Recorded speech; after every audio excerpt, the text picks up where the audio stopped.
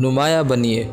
آپ نے مشاہدہ کیا ہوگا کہ بعض اوقات محفل میں بحث و مباحثہ کرنے والے دو آدمیوں کی گفتگو لڑائی جھگڑے اور مخاصمت پر منتج ہوتی ہے، جبکہ دیگر دو افراد گفتگو کریں تو اس کا اختتام خیر سگالی اور ہمدردی کے جذبات پر ہوتا ہے۔ آپ نے کبھی سوچا ہے کہ ایسا کیوں ہوتا ہے؟ یہ باہمی گفتگو اور بحث و مباحثے کی مہارتیں ہوتی ہیں۔ آپ نے دیکھا ہوگا کہ دو آدمی الفاظ کی معمولی فرق کے ساتھ ایک جیسے تقریر کرتے ہیں۔ ایک کی تقریر میں حاضرین کی بڑی تعداد جمعیت لیتی اور سوئی رہتی ہے، کوئی مسجد کے تنکوں سے کھیلتا رہتا ہے اور کچھ افراد بار بار اپنی نشست پر بیت بدل کر اکتاہٹ کا علاج کرتے ہیں، جبکہ دوسرے آدمی کی تقریر کے دوران حاضرین پورے ہوش و حواس میں بیٹھتے ہیں، مقرر کی آواز سے آواز ملاتے ہیں۔ نہ تو کسی کی آنکھ میں نیند کا پانی آتا ہے اور نہ کسی کا دل غفلت کا شکار ہوتا ہے۔ کیا آپ جانتے ہیں کہ ایسا کیوں ہوتا ہے؟ یہ اپنی بات دوسروں کے سامنے پیش کرنے کے فنون ہے۔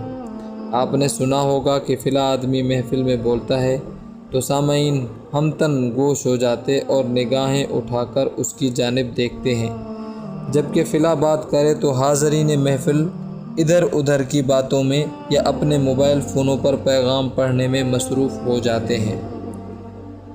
کیا آپ بتا سکتے ہیں کہ ایسا کیوں ہوتا ہے؟ یہ بات کرنے کے اصول ہیں۔ اسکول کی راہداریوں میں چلتے ہوئے ایک استاد کو طلباء گھیرے رکھتے ہیں، کوئی مصافحے کے لیے اشتیاق سے ہاتھ بڑھا رہا ہے تو کوئی مشورہ طلب کر رہا ہے اور کوئی استاد کے سامنے اپنا مسئلہ پیش کر رہا ہے۔ یہ استاد اپنے دفتر میں بیٹھتا ہے تو چند ثانیوں میں اس کا کمرہ طلباء سے کھچا کھچ بھر جاتا ہے، ہر ایک اس کی صحبت اختیار کرنا چاہتا ہے۔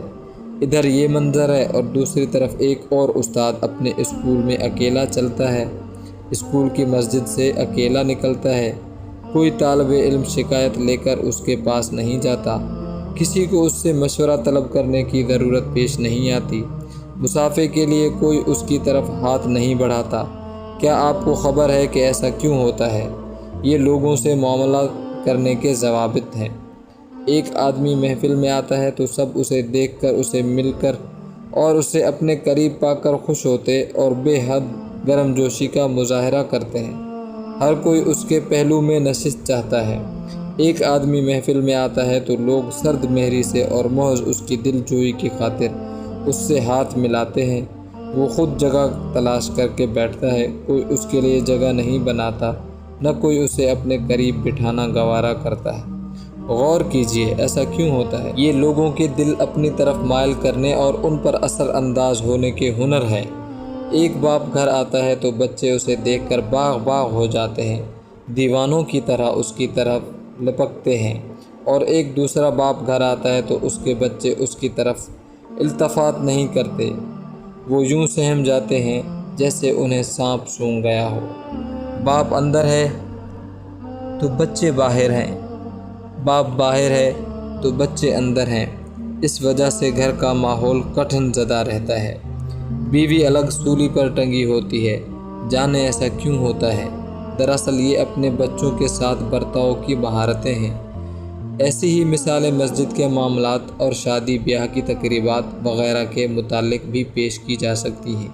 جس طرح دوسروں کے ساتھ برتاؤ کے سلسلے میں لوگوں کی قابلیتیں اور صلاحیتیں گوناگوں ہوتی ہیں، اس طرح دوسرے بھی لوگوں سے معاملہ کرنے اور انہیں اہمیت دینے میں کم و پیش ہوتے ہیں۔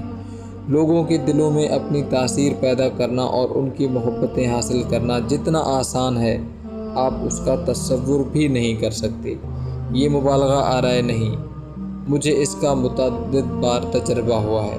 میں نے محسوس کیا ہے کہ چند آسان طریقے اور سہل مہارتیں استعمال کر کے اکثر دلوں کو اپنا گریدہ بنایا جا سکتا ہے۔ شرط صرف یہ ہے کہ ہم لگن سے یہ طریقے اپنائیں اور مشق کے بعد انہیں اپنی فطرت ثانیہ بنا لیں۔ لوگ ہمارے سبھاؤ اور طرز گفتگو سے متاثر ہوتے ہیں، ہر چند ہمیں اس کا احساس نہیں ہوتا۔ میں عرصہ 13 سال سے ملٹری کالج کی جامع مسجد میں امامت و خطابت کے فرائض انجام دے رہا ہوں۔ مسجد کی طرف جاتے ہوئے میں ایک قد آدم دروازے سے گزرتا ہوں۔ دروازے پر ایک چوکیدار تعینات ہے، دروازے کو وقت پر کھولنا اور بند کرنا اس کی ذمہ داری ہے۔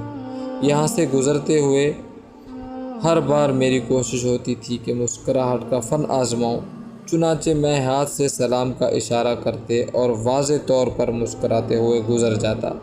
نماز کے بعد اپنی گاڑی میں سوار ہوتا اور گھر لوٹ آتا۔ نماز کے دوران عموماً میرا موبائل فون پیغامات اور فون کالوں سے پر ہو جاتا ہے۔